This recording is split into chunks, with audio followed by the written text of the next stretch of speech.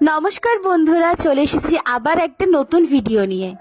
আশা করি সবাই খুব ভালো আছেন, আর আমিও খুব ভালো আছি।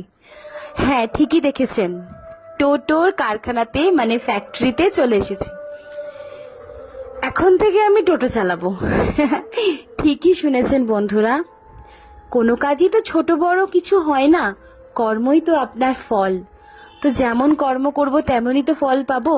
সারাদিন বসে থেকে কি করব, ভাবলাম টোটো কিনে টোটো চালাতে বেরিয়ে পড়ি। তাই চলে গেলাম আমি খড়িবাড়িতে একটা টোটোর ফ্যাক্টরিতে। সেখানে নাকি খুব রিজনেবল প্রাইসে টোটো বিক্রি হচ্ছে।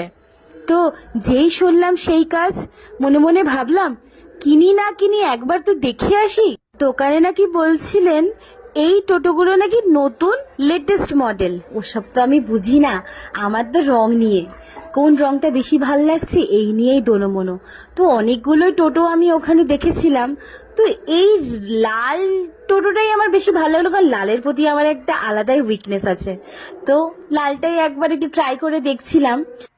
তা টোটো চালানো কি খুব খারাপ? আমি যদি টোটো চালাই তাহলে কি কেউ কি আমার সাথে কথা বলবে না? কি করব বন্ধুরা, তোমাদের মতামত যে খুব গুরুত্বপূর্ণ।